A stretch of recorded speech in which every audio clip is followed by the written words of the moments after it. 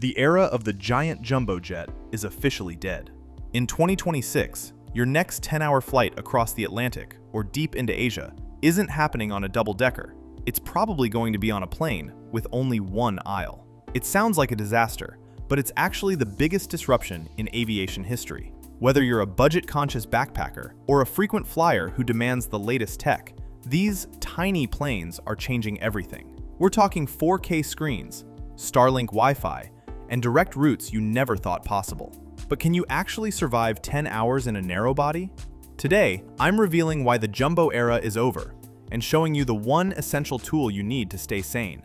Let's dive in. Let's be honest. Nobody likes a 5-hour layover in a crowded hub. That's the old hub and spoke model. You fly from a secondary city to a massive mega hub like JFK, Dubai, or London Heathrow. You wait forever, pay for overpriced airport food, and pray your bags made the connection. It's slow, it's stressful, and honestly, it's outdated. But the new Airbus A321XLR has changed the math. Because it's incredibly fuel efficient, airlines can now fly direct, point-to-point routes between cities that never had a connection before. Think Nashville to London, or secondary cities in Europe direct to India. You're saving hours of travel time and avoiding the terminal marathon. No more sprinting to gate B52 with only 2 minutes to spare. For most travelers, a smaller plane is a fair trade for getting there 5 hours earlier. Direct is the new business class.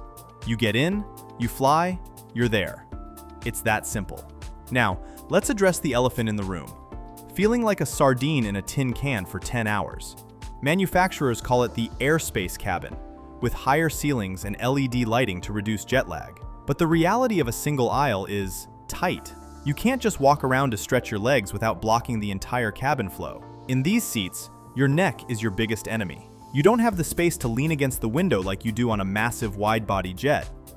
That's why I never board these long-haul, tiny flights without a professional ergonomic neck pillow.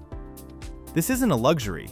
It's a survival tool to lock your head in place so you actually wake up without a massive headache. I've linked my top-rated neck pillow in the description below.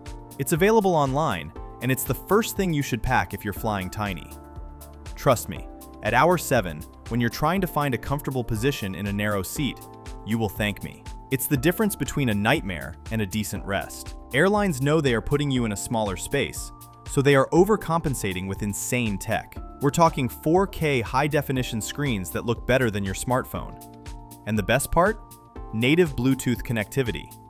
Finally, you can use your own AirPods or Bose sets wirelessly without those annoying tangled wires or crappy airline headphones. Many of these planes are getting high-speed Starlink satellite Wi-Fi. It's fast enough to stream your favorite Netflix show or join a Discord call while crossing the Atlantic. For the digital generation, having a 4K screen and a fast connection is often more important than the actual size of the plane. It turns your seat into a private high-tech bubble. You might be in a tiny plane, but your entertainment is massive. But it's not all 4K screens and direct flights. There is one brutal reality of 10 hours on a tiny plane, the aisle. On a massive jumbo jet, there's always a second aisle to escape to. On an A321XLR, one person standing up to get something from their bag blocks the entire flow of the cabin. When the meal service starts, the entire cabin is effectively locked. You can't get to the restroom, and you definitely can't stretch your legs. Plus, with fewer restrooms available for nearly 200 people, the lines get long and awkward. It's the ultimate trade-off. You get a faster, direct flight, but you lose the freedom to move. You are committed to that seat for the long haul. The aviation world is splitting in two. You either get a massive, spacious plane with a 3-hour layover, or